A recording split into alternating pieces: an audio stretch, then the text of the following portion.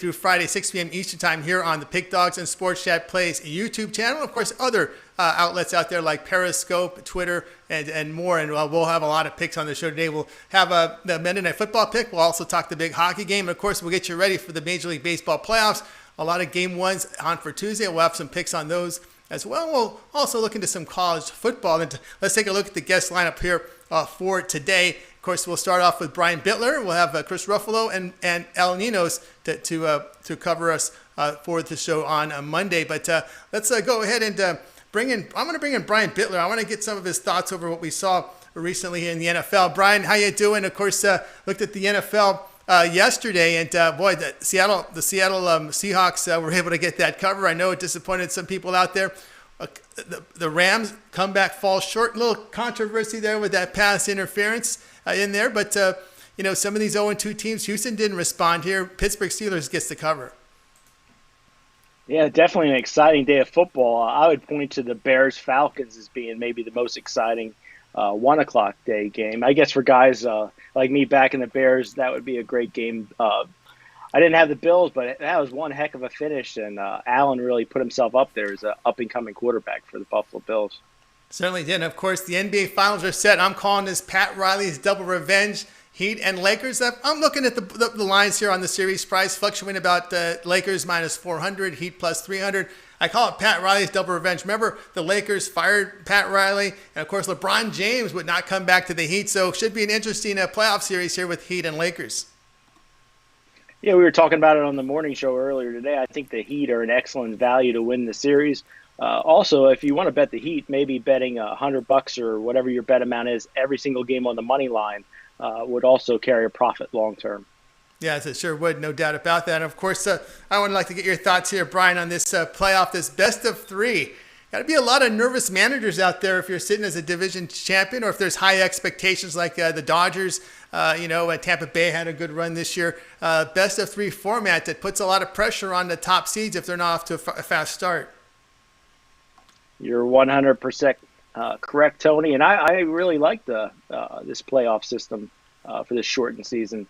And I might pick the Cincinnati Reds to win the NL. I know it's a long shot, but they have the starting pitching to get it done. And hopefully they start out on the right track. And San Diego Padres also a team to look out for. Yeah, no doubt about that. They're a team to look out for. All right, Brian, join us here on the drive-thru, guys. We have a lot of picks coming up. And I know, Brian, we're going to take a look here at a baseball game for Tuesday, starting at 3 p.m. Eastern time, as we have the Chicago White Sox at Oakland A's. We look here at the line in this one, and you've got an interesting pitching matchup here with Giolito against Luzardo, and I'm finding here that the White Sox are favored about $1.20 to $1.25 in some places. Low total here at 7.5. Lucas Giolito against Jesus Luzardo. Luzardo, it's amazing that you see Luzardo in this spot instead of some of the other arms from the A's, but some of the starting pitching for the A's kind of faltered down the stretch. You're 100% correct, Tony. And I think if the White Sox are going to win a game in this shortened series, it's going to be game one, because they have Giolito pitching. But over the long haul of this series, I really like Oakland's experience. I think Chicago White Sox, this is a learning experience for them. Next year, they're going to be a team that I'm really going to look at for the World Series. But as far as this series goes, I think Oakland is a good bet for the series price. Good bet on the series price. And, of course, you're coming in with a pick on here in game one with Luzardo and Giolito. We see a low total here, 7.5. But how do you see this one playing out? Of course, this is a pitcher's park over in Oakland. There's definitely a lot of space for that ball to be caught in foul territory. A lot of space, and let's not forget about Oakland's bullpen. I could easily see this being a 2-1, maybe White Sox lead, handing it over to the Oakland bullpen. Does Oakland have enough to score late on Chicago to win that game one? But I definitely think it goes under that total. I love the Oakland relief pitchers. And I think the starting pitchers keep it low enough for it to sail under. Yeah, that's right. No doubt about that. The Oakland Athletics, that bullpen has been solid. And of course, you're getting the Giolito. How do you figure Giolito here in a playoff series? It's definitely a good learning experience for him, and I think it's something he'll use going forward. Getting his playoff start. And if the White Sox would happen to lose this game, they're in some trouble, I think. Yeah, they would definitely be in some serious trouble. All right, Brian, we see you over at Pick Dogs. I'd just like to let everybody know that you've got some things going here as we reach the bottom of the hour. What do you have going on over at Pick Dogs Premium? I'll make it as quick as I can. I'm 26 and 14, 65% the last 40 picks. 7 of the last 9 days have been winning days. Tonight, my NFL Monday night game of the year. Get it at pickdogs.com, $50, or pick up my 3-day pass on sale to the end of this late show, just $60.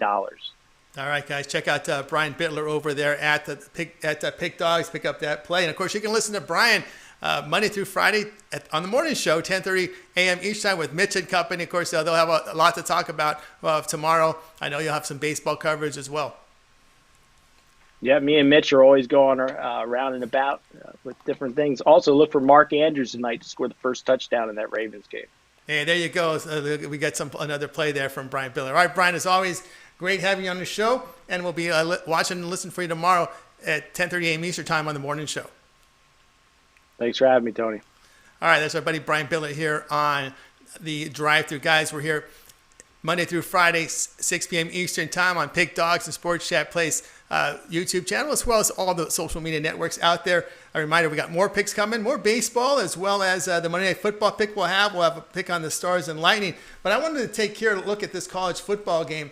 We'll get just early, see if we can pick off some early numbers here. It's NC State and Pitt, and the total here sits at 48. And I'm going to go ahead and take the under the 48. You know, Pittsburgh really looked impressive defensively. I saw that game against an improved Louisville team, holding them to only 20 points, 223 yards offensively. Now, the Panthers are just not a flashy offense. They rely heavily on the play of their defense. Of course, the Wolfpack, they are running the football a lot this year, averaging 45 rushes per game. But when you look at the Pitt's rush defense, it's been solid. 2 yards per carry on the ground. They're allowing quarterbacks are only completing 48% of their passes. So I'm going to look here at NC State and Pitt to go under total of 48.5 points. All right, as we continue here on the drive-thru, as I said, guys, you can always check us out 6 p.m. Eastern time, Monday through Friday, and we'll continue on, and we'll go ahead and welcome into the show El Ninos. Of course, you can find El Ninos at Pick Dogs Premium. El, how you doing today? I'm doing pretty good. How are you? Oh, can't complain. Of course, we see LeBron James behind you, and I know you're a big Laker fan. And of course, I don't know if you're around much to see Pat Riley's Lakers teams out there. Maybe Del Harris is when you got into the Lakers. What's your thoughts here on this series, Heat and Lakers? No, that's actually Kobe back there. But yeah, definitely looking forward to a great series. Obviously, rooting for the Lakers. I do think they're the better team. But I do think the Heat can keep some of these games close and maybe steal a couple. But at the end of the day, I do think it is the Lakers' championship to lose. So, I mean, it's tough going up against LeBron and AD. So the Heat can get hot, though. And if they knock their shots down, that can be hard to beat, too. So it's going to be some good games. Yeah, it definitely should be some pretty good games. And, of course, your thoughts here on the series price with the Lakers, about a $4 favorite. We see plus 300 on the Heat side. Are you looking at some strategies? Maybe, if the Heat take game one, maybe we come back on the Lakers? Or is there any props out there you've looked at? I'd rather bet single games usually than look at futures myself. I don't think if you're looking for Heat futures, I'd maybe wait till after game one or till Lakers get the lead, because I think the Lakers will at least come out to the lead in the series. So I wouldn't take the Heat before game one. Not me. All right, drive through here, joined by El Ninos. Al, you're going to be looking at a game here between the Blue Jays and the Rays. We were kind of talking about this one as we'll look at the line here. This one going off on Tuesday, of course. We're going to pick some games that air before our show airs on Tuesday. So this one will go off at 5 Eastern time. Snell, the lefty on the mound, $1.85, total 7.5. Now it'll be Shoemaker going for Toronto. Looks like we could see a lot of bullpen in this one from Toronto. Yes, we can. And I was hoping to get Ryu here for our pick, but unfortunately he's a scratch, it looks like. So, yeah, it does look like Shoemaker will be getting the start, with either Robbie Ray I'm seeing or Pearson following up there. So I'm going to try to leave that bullpen out of this equation, since Tampa has a pretty good bullpen anyway, probably one of the best, if not the best bullpen out there. Yeah, so I'm looking at the Blue Jays in the first 5 and taking them on the run line, and hope that Shoemaker, who's been okay and especially lately, but he had one really bad start this year. But other than that, he's been pretty good, and I'm hoping for a good start. He had his first start of the season was he went 6 innings and allowed only one run to these Tampa Bay Rays. So I'm hoping for a similar outing there. And Snell, he's a great pitcher. But after getting that big contract, after that big season, we saw a big drop off in 2019. He's been a bit better this year, but I think the Blue Jays haven't hit the ball well. So if they can get a couple runs off him, I think we have a pretty good shot of hitting our Blue Jays run line in the first 5. All right, Ninos here from here on Pick Dogs on our drive-through show says that the run line here with the Blue Jays and Rays. How do you see the Rays' chances here moving forward? You know, there's a bigger ladder to climb to get to the World Series, but how do you like their chances? Well, again, the Dodgers fan on the baseball side, so I like the Dodgers' chances better. But the Rays had a good season. I think they've been a little bit overrated. Not trying to take anything or too much away from their season, but I've seen them in some power rankings ranked a little bit too high for my liking, at least. That may have been when the Yankees were on a bit of a slump, dealing with some injuries there too. But anyways, I think there's a few teams that are ahead of the Rays. Their chances in this series, I do think they have a chance to beat the Blue Jays, but if the Blue Jays offense stays hot, it's going to be a tough little matchup for them here too. That's right. Of course, we're seeing that 4-5 series. Of course, that's the Yankees there. It'll be interesting to see if the Rays and Yankees make it get in the series. It should be one of the interesting series if it gets to that point in the AL. Yeah, that should be. I mean, definitely got a offensive team versus a pitching team there. So, I mean, the Rays' offense has been good too. But yeah, Yankees definitely one of the best lineups out there. So that should be interesting.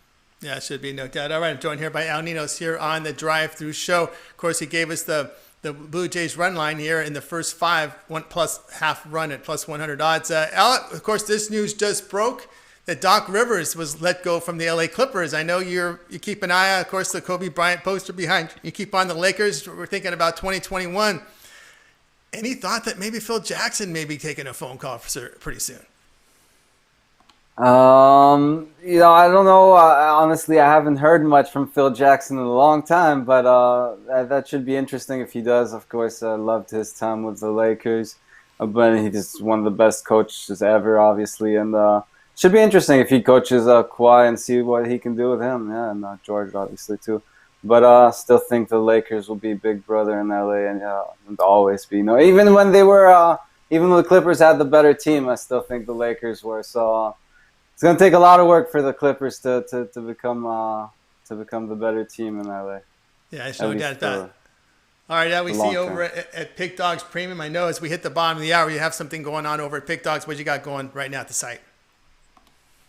Got play on the side and total for the NFL as well as my side on the NHL. So yeah, it's gonna be 2 great games on the ice and then the NFL as well. So yeah, definitely, I think it's gonna be the best game of the year of the season for the NFL. And yeah, don't want to give too much away for the hockey, but gonna be watching both those games tonight. All right, very good, Al. As always, great having your show. Have a great week, and we will talk to you tomorrow.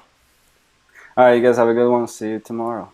All right, everybody. Al Ninos here on the drive-through. Guys, we're live every Monday through Friday, 6 p.m. Eastern time. A lot of picks coming. We're going to actually get, I know we had a request here from Peven. We're going to have the Monday Night Football pick coming up here, Ravens Chiefs. We got some more. We'll get to the hockey game as well as some more baseball here for early Tuesday starts. And I'd like to welcome into the show. We'll bring him Chris Ruffalo. You'll find him and watch him in the morning show. How you doing, Chris, today? Tony, I'm doing well. How are you?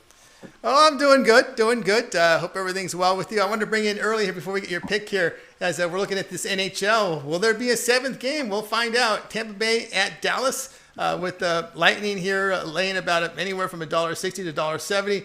Total sits here at 5, but it is definitely juiced to the over. So a lot of people are hoping for a Game 7. What are your thoughts on this series? I mean, I'm hoping for a Game 7 just as a fan.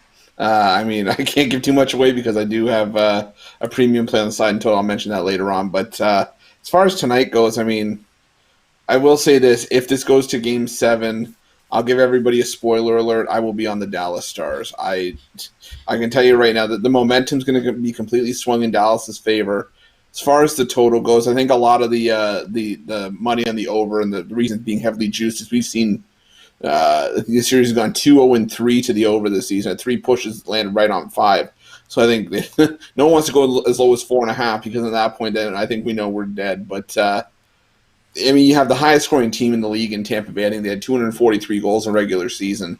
Dallas, yes, they played 26 games in this bubble environment, but they've also scored the most in the bubble over that span. So I mean, you can kind of understand why the over is being juiced, especially at 5. I still tend to think once in a while you're going to catch an under, but I mean, given what we've seen so far, I'll spoiler alert, I took the over. All right, Chris Ruffalo here join us here on the drive-through. You know, with Dallas getting the last line change, how much of a factor do you think it is now as we're this deep into the series? I think it's still an advantage, but especially with the fact that you look at personally. I mean, I people can choose to differentiate with me on this. I think Tampa Bay is the better team, whether we like it or not. Dallas is the team that's been enforcing their style of play more over the course of the postseason, where they've relied on this lower scoring. Excuse me, pardon me. This lower scoring, more defensive, physical style of game to bring teams down to their level, equalize whatever they lack offensively, and it's worked for them. But side by side on paper, this Tampa Bay team is much more talented from top to bottom. All right, joined here by Chris Ruffalo here on the drive-through. Chris, you're coming in with a play here for Major League Baseball for an early game for Tuesday. Of course, we're not on the air when this game starts, 2 p.m. Eastern time, as we have we will have in this one the Astros will put up Zach Greinke against Kenta Maeda, and we're seeing a big line here. It's Houston. I should say it's Houston, the underdog here. We've got Minnesota favored about $1.60 in some places, even higher. Total hit sits here at 7.5. I know from just looking at the home road splits, the Astros are a disappointing road team at 9-21. The Twins 23-7 at home, but these are the playoffs. How do you see this one? Yeah, these are the playoffs, and you know what? With that being said, a lot of times, if you had told me just on the surface we're getting Houston against Minnesota in the first round of the playoffs, I would have said, okay, well, I'm taking the Astros game 1 just because Minnesota's lost 16 playoff games in a row dating back to 2004. So I'm thinking to myself, okay, not so fast. This Houston team is not the same Houston team that we've seen. And again, maybe it's because they left their watches in the hotel room, but the Twins have just been slugging left and right this season. They're tearing the cover off the ball. But it's ironic because they've also played to the under more than any other team in the major leagues this season. But, as far as this one goes, got Zach Greinke. Started the year well with an ERA well under 2, and then over the course of the season, he kind of deteriorated. Had a 5.73 ERA over his last 7 starts. And postseason last year for Houston, Greinke went 0-2 with a 4.68 ERA when he was one of the prized possessions that was acquired a couple years ago. As far as the Twins go, Kenta Maeda. I know, Tony, I know you love your big heaping pile of whips. So Kenta Maeda is a qualified leader in the MLB, 0.75 whip coming into this one. And he could have been a Cy Young contender if it wasn't for a year where you had a Lucas Giolito, a Shane Bieber, a bunch of all these other solid pitchers right ahead of him. You had a 2.70 ERA and 80 strikeouts. I think this is the year that it all ends for the Twins. I'll take Minnesota on the run line. I think they get to Greinke here, and I think they win this one by a couple. All right, Chris Ruffalo coming in here on the run line here with the Twins -1.5 at +130 odds. Yeah, we've seen the Astros, their bats not really producing a whole lot, but Maeda, as you said, he's the whip. He doesn't allow base runners. Only thing with the Houston, you always have to worry about the late innings. But this is not the same, like you said. This is just not the same Houston team for some reason. Well, and the thing is for me is and Mitch has brought this up to me a bunch of times that Houston is that 8th inning team where you can be down 3 runs, and I've even capitalized on this a couple times when I was betting in the regular season, where you'll have Houston down by 2. I'll have them on the run line. Oh, look, a 5-run 8th inning, but I also go back to, Houston this season. And Tony, what was the number you mentioned? It was 9-23 on the road this year? Yeah. The brutal road record. You look at the schedule. I mean, even down the stretch, playing at, let me see, I'm just trying to pull it up right here. Of course, they had to play their final 8 games on the road. You had 3 losses to Texas. You had 2 losses to Seattle. 2 teams that were for all intents and purposes, were out of the playoff picture and were dead to rights. And if the Astros decide to show up in those games, we could be talking about a completely different playoff matchup right now. It could be a much higher seed than what they are right now. But unfortunately, they are where they are because they decided to play like crap on the road this season. And, let's call a spade a spade. That's what it was. If you're a team with guys like Carlos Correa, Jose Altuve, George Springer, Apple Watches or not, if you're a team that's won a World Series or even 2 in the last 5-6 years, you should be able to win games on the road, like it or not. And that's just not what they've been doing. Minnesota's been tearing the cover off the ball at home. That's another reason why I'm taking Minnesota on the run line here. The Astros just don't produce on the road for whatever reason. Yeah, if you look at a Minnesota offense at 7th in homers, and one thing with Greinke, he'll give up the long ball, but I've noticed with the Greinke is that velocities come down. But when you have low velocity, you need every pitch to work, and that's kind of tough in Major League Baseball right now. And then you also look at Greinke. Sometimes he throws the ball that gets clouded out of the park, and he's almost surprised that it went out of the park. And it's like, okay, but you're surprised yet you just threw up an 88-mile-an-hour meatball over the heart of the plate when you're an ace and guys are expecting to see 94, 95 from you.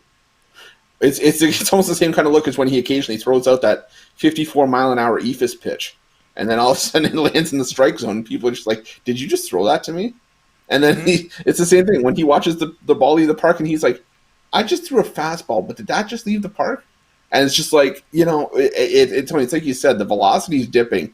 And at a certain point when the velocity starts to dip, you sort of have to, I don't want to say adapt to the situation, but I mean, you have to adapt to Father Time, who unfortunately up to this point is undefeated, right? Father Time's never lost. So Greinke, I think, has to start adapting to more being, I think, a more location-based pitcher as opposed to trying to rely on velocity to get himself over. But until then,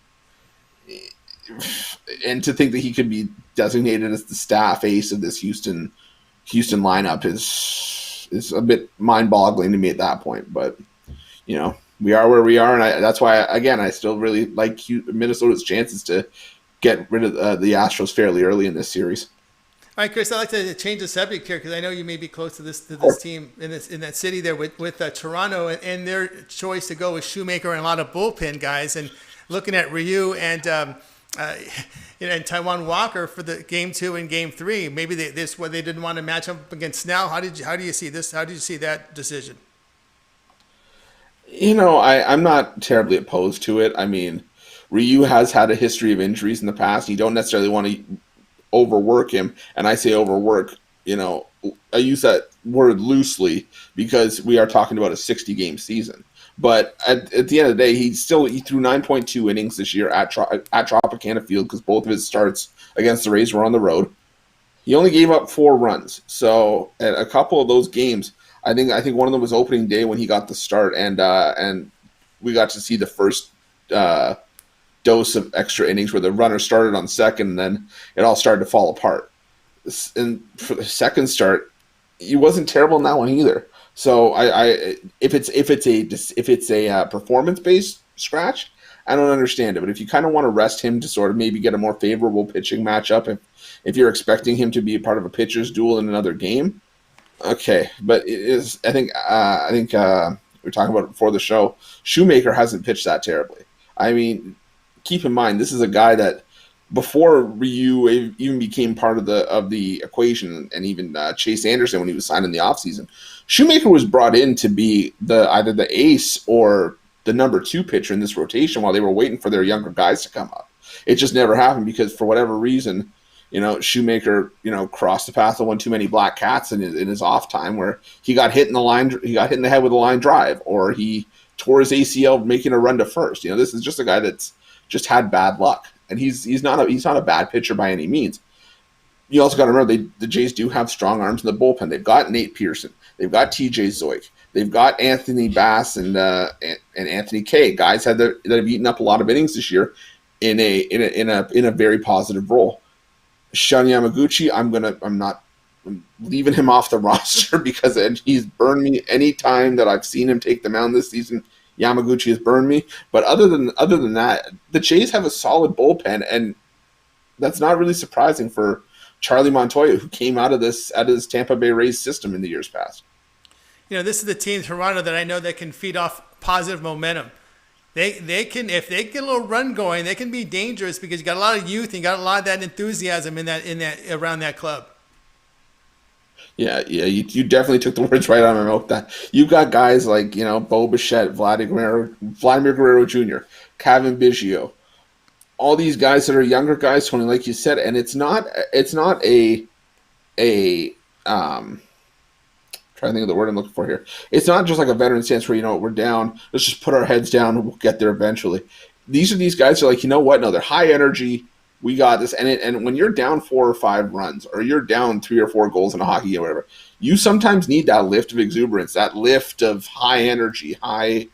Let's get this going, because then it's fuel. It gets guys going around you, and I think that's part of the other reason this youth movement has worked in Toronto is because, yes, you're starting to see the farm system start to pay off, but these guys, for as much as they're being written off because they're the 8th seed, and they're playing a team like Tampa Bay, or they're in the same division as the evil Empire Yankees and the Boston Red Sox. These are guys that still believe that they can win because they've been and they have that culture of being brought up in this world. With Dante Bichette, Jeff Biggio, Vladdy Guerrero Sr. These are guys that are coming in young, but they're also coming in as professionals with that winning mentality, and I think that's where a lot of people might trip up if you overlook this Blue Jays team. I think I said on the morning show, I would not be surprised if you get a 1-0 lead in this series. Don't be surprised if Ryu comes in game 2 and locks it down, and then sends a message to whoever they have to play in the next round, like, "Hey, we're here for real. This isn't just a one-off. We're here to stay." Yeah, I think Toronto would be a dangerous team in the bubble. I kind of look like Phoenix Suns when you're not dealing with the travel, with the distraction. When you're in a bubble, all you think is baseball, and you get a young team like that with that focus. I think it's something you got to be careful with the Blue Jays in a bubble environment. No, yeah, you gave the perfect example. The Phoenix Suns, a young team that was really using this just for experience, just to say, hey. We haven't really been in this kind of race before. We haven't been in this kind of high pressure situation over the course of a full season. But then you have the Phoenix Suns who come in and go 8-0 straight up, 8-0 against the spread, and just miss out on the postseason. Toronto luckily had the benefit of knowing what they were getting themselves into from the beginning, playing the full 60-game schedule in the bubble, and then coming out on with a playoff spot. And now they're going to be able to garner some valuable experience, whether they go deep in the playoffs or not. How many teams can say, what?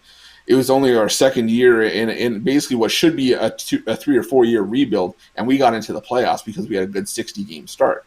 It's not going to happen often. That's valuable experience that can pay off down the road, and it's going to be invaluable to guys, like I said, like Bichette, like Biggio, like Vladdy Guerrero, and like all the young arms in the Jays bullpen that are going to be, going deeper and deeper into games over the course of next year. And it's experience that we wouldn't want to have in any other situation. We wouldn't want to be in a COVID world. But, you make lemonade out of lemons. You take what you're given and you make the most out of it. And I think that's what Toronto's done here. All right, it's Chris Ruffalo. Join me here on the Drive Thru Guys, Monday through Friday, 6 p.m. Eastern Time. Got more picks coming. We got some college football, and we got the Monday Night Football pick coming. But, Chris, you're doing well. I've seen numbers in the NBA. What do you have going on over at Pick Dogs Premium? I'm waiting for the NBA to start back up. I'll tell you that much. I will say this. I agree with Mr. Brian Bitler on taking a shot on the Heat on some of these games, at least on the money line, just to sort of see if you can leverage that out. But yeah, if I could go back just to talk about the Heat series, if I have a second. Oh, sure. I do think the Heat have a legitimate chance to win this series and possibly close it out early. I said it on the morning show. The Lakers have struggled early on in these series with teams that have superior guard play, because you're starting to see what the lack of Avery Bradley, who's a premier defender in the backcourt for the Lakers, is, and whenever they start a series, they did it against Portland. They lost game one because they didn't have anyone that could bottle up Damian Lillard. They lost game one against Houston because they didn't have anyone that could bottle up the tandem of Westbrook and Harden. And they almost lost. Did they lose game one? No, they didn't lose game one. They almost lost game one against the Nuggets because you're having a hard time containing Jamal Murray. And I think the Heat could be worth a look in this series, especially at the series price. And if you can nail the correct series outcome price as well. But sorry, I'm not going to filibuster anymore for tonight. I've got the two plays in the side and the total in the Monday Night Football game, as well as my top play in the hockey game on the side. It was $29.95, but just for the drive-through, until the package goes off at the top of the hour, I've got it down to $25 over at the website. All right, guys, so check him out. Chris Ruffalo, solid performer. You'll hear him and watch him on the morning show, 10:30 a.m. Eastern time with Mitch, Brian Bitler, and Rod. Of course, you give Brian Bitler a little tough time on that show once in a while. It's everybody. I will say this for everyone that says it becomes a little much. It's out of love, and as weird as that sounds, it's out of love because we really do like Brian. We love having him on the show. You know, he's definitely a welcome addition from when we started having him on the show a couple weeks ago. And, you know, it's one of those things where it's like you see kids in the sandbox and push each other down to tell each other that they like each other. It's the same thing. We give Brian a hard time out of love. But you know what? That show is so much fun to do every morning, and I wouldn't want to have it any other way. I can't speak for Brian, but yeah. That's right. Absolutely. So check out Chris and Company morning show, 10:30 a.m. Eastern time. Pick Dogs and Sports Chat Plays Premium on the YouTube channel. All right, Chris, great having you on the show. Have a great night, and we'll talk to you tomorrow.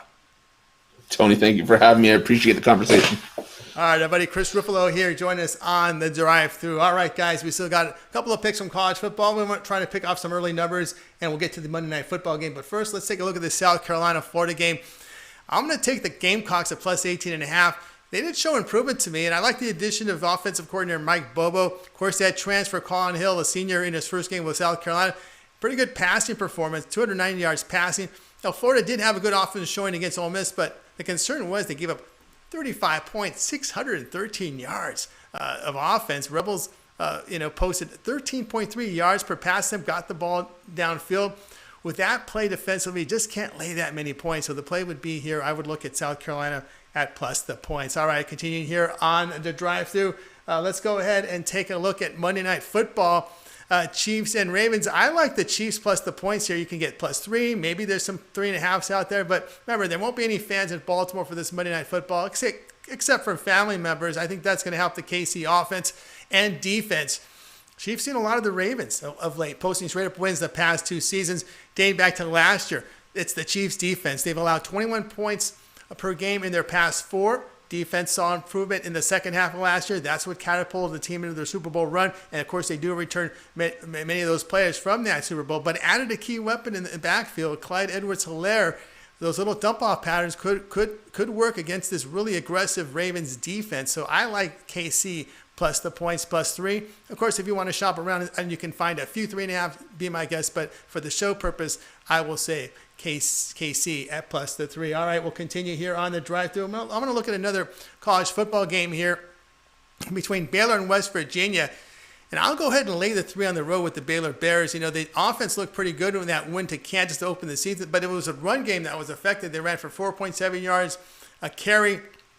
And defensively, the Bears played well, defending the pass, allowing just 4.8 yards per pass attempt. But again, it's West Virginia showing. I didn't like the way how they looked like against Oklahoma State. Really struggling with the ground game. 1.6 yards per carry average on 42 attempts. And here's a Baylor team that's showing a good run defense to start the season. And again, the Mountaineers found an Oklahoma State team utilizing a backup quarterback, and they really weren't that impressive either offensively. But dating back to last season, the Mountaineers have lost 4 straight conference games at home. That's not good. As a matter of fact, there was an offense last year that put up just 20 points a game. So I will be looking at Baylor here against West Virginia. All right, continue here on the drive-thru, guys. Reminder, we're back tomorrow at 6 p.m. Eastern time. We'll have a lot more picks for you on the show. And, of course, we'll have a lot more baseball because that Wednesday there's 8 playoff games. So we'll be ready to roll on our show on Tuesday. Have a lot of guests. And, of course, we'll inch closer and closer to that Lakers-Heat game number 1, which will tip off on Wednesday. But I want to go ahead and review the picks here as we look as we get to the conclusion of our show, let's go ahead and take a look at the plays for today. All right, Brian Bitler started the show off. And we're looking at Tuesday MLB. He says, take the Athletics White Sox and go under a total of 7.5 runs. Then we had El Ninos on, and he likes the Blue Jays Game 1. Take the run line, plus a half run at plus 100 odds. Take away the late innings shenanigans. Just take the run line here at plus half run in the first 5. All right, we'll look at Chris Ruffalo. We just talked to Chris. Twins run line, minus 1.5 runs at plus 130 odds. Now, El Ninos pick, that's the first 5 innings, I should say. First 5 innings, Blue Jays Game 1 run line. So that's why it's plus half a run. And yours truly, take the Chiefs plus 3 against the Ravens. All right, guys, that's our drive show for Monday's action. Reminder to smash that like button. We greatly appreciate it. Helps our audience grow. And again, Pick Dogs Sports Chat Place YouTube channel tomorrow morning, 10:30 a.m. Eastern Time. It's Mitch and Company breaking down that day's actions. I'm Tony T. We will talk to you guys